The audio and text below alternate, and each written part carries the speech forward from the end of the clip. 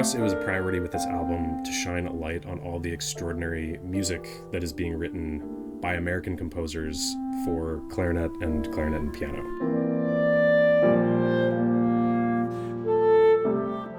We talked about this at a restaurant in Manhattan. We said, let's make this project happen. And I don't think we drew on a napkin, but on a little scrap, on a receipt, we wrote down what would be great repertoire for this. I think the main reason to choose these pieces was to reestablish the clarinet and piano repertoire in the 20th and 21st century. And the album, therefore, is anchored by these three huge pieces. Copeland is sort of the vintage piece on the album, and it sort of lays the groundwork for what comes after in the Higdon Clarinet Sonata, which is kind of an instant classic, and I think will be a fixture in the repertoire. And then Pierre Jalbert, who wrote his Clarinet Sonata for Richie and I, is an extraordinary piece, like all of his music, and I think will become one of like the real showstopper pieces in the repertoire. And I think also the repertoire that we chose, it is true duo music. It's not solo clarinet, and you can hear it on how we recorded it. It's I like to say it's three-hand piano. You've got two, and I'm just another voice, and it fits together. All this repertoire, the clarinet voice entwines and has been written as so much hand in hand with what's going on in the piano part.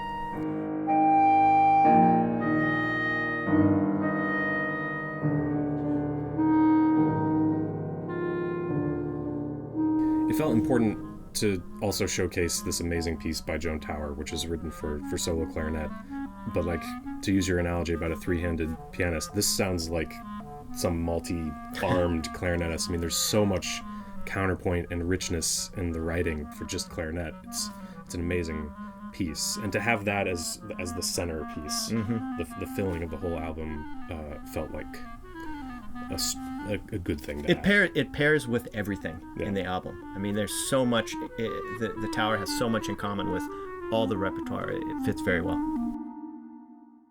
For us, it was a priority with this album to recreate the feeling of making music together on stage in close proximity and trying to translate that into an auditory experience for the listener. It's different in the sense that it's a more accurate representation of what I hear on stage when I'm playing. And for me, that just feels more authentic as a performer, to know that my listener is experiencing what I am when I'm playing. If I'm listening to Kendrick Lamar, I feel like I'm in this mixing room with that team that put that album together.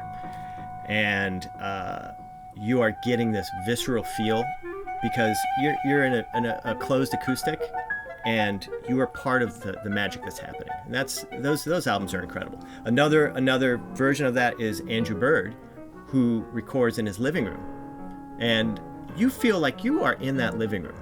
And I really believe this is what's missing from the classical music recording industry, and what the production of this album means for us to hopefully open the eyes and open the ears of this world of the classical genre for the recording business to take off again.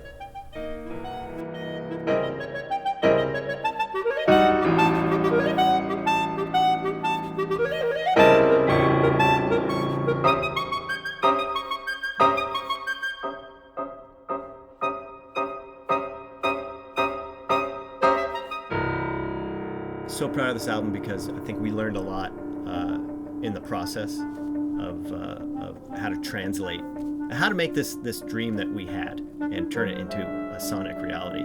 Delighted that it turned out as well as it did.